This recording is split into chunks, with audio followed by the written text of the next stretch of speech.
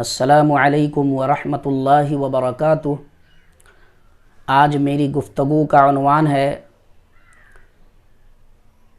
کہ رمضان المبارک میں کسی خاتون کو حیض آ گیا تو وہ کیا کرے۔ تو دیکھیے، ہر صحت مند خاتون کو ایک مخصوص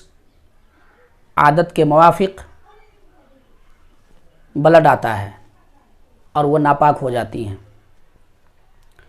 اس کی کم سے کم مدت 3 دن ہے اور زیادہ سے زیادہ 10 دن ہے۔ ان دنوں میں وہ روزے نہیں رکھیں گی اور نماز بھی نہیں پڑھیں گی۔ ہاں، اللہ کا ذکر و اذکار کر سکتی ہیں، تسبیحات پڑھ سکتی ہیں، دعا اللہ سے مانگ سکتی ہیں۔ دعا کے طور پہ جو قرآن میں آیتیں ہیں، سورہ ہے، اس کو پڑھ سکتی ہیں، جیسے الحمدللہ رب العالمین الرحمن الرحیم مالک یوم الدین، اس سورہ کو پڑھ سکتی ہیں، یا اور بھی جو دعائیں قرآن میں آئی ہیں یا جو حدیث میں دعائیں آئی ہیں اس کو وہ پڑھ سکتی ہیں، اور تسبیحات بھی وہ پڑھ سکتی ہیں، لیکن نماز نہیں پڑھیں گی اور روزے بھی نہیں رکھیں گی۔ تو اتنے دن کی نماز تو اس کو معاف ہو جاتی ہے،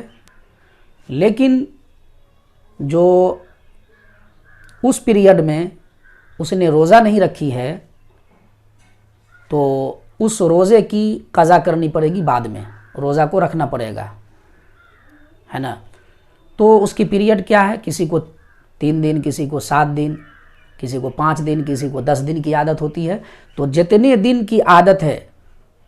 بلڈ بند ہوا فوراً وہ غسل کریں، پھر انتظار نہ کریں، غسل کریں اور پھر نماز پڑھنا شروع کریں اور دوسرے دن سے روزہ بھی رکھنا شروع کریں۔ تو بعض وقت یہ ہوتا ہے کہ خاتون روزے سے رہتی ہیں اور حیض آ جاتا ہے، تو اب وہ کیا کرے، اس کا روزہ تو ٹوٹ گیا، روزے سے تھی لیکن روزہ ٹوٹ گیا، تو اب وہ روزے داروں کی طرح رہیں گی، بھوکے پیاسے۔ اس دن کھائیں گی پیئیں گی نہیں، شام تک یوں ہی رہیں گی، روزہ تو نہیں ہوا اس کا لیکن یوں ہی رہیں گی روزے کے احترام میں، اور افطار کے بعد وہ کھائیں گی پیئیں گی، پھر دوسرے دن سے وہ کھائے پیئے لیکن وہ چھپا کے۔ اچھا، اور اگر کسی کو 3 دن سے کم بلڈ آیا تو پھر وہ حیض نہیں ہے، استحاضہ ہے، بیماری ہے، ایسی صورت میں وہ روزہ رکھ سکتی ہیں 3 دن سے کم اگر بلڈ آیا تو۔ اسی طرح 10 دن سے کسی کو زیادہ بلڈ آ رہا ہے،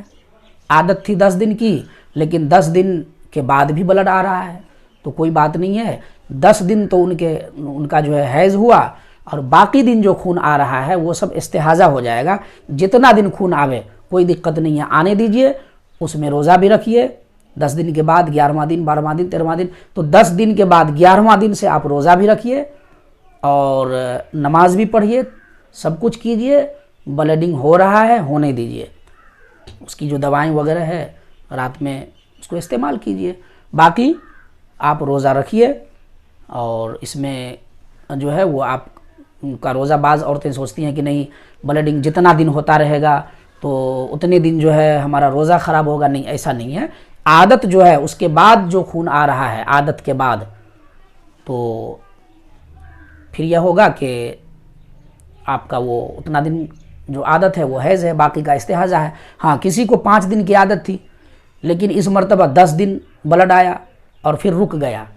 تو اب سمجھ لیجئے کہ عادت آپ کی بدل چکی ہے، اب آپ کو 10 دن کی عادت ہو گئی ہے، تو 10 دن کے روزے آپ کو جو ہے وہ بعد میں قضا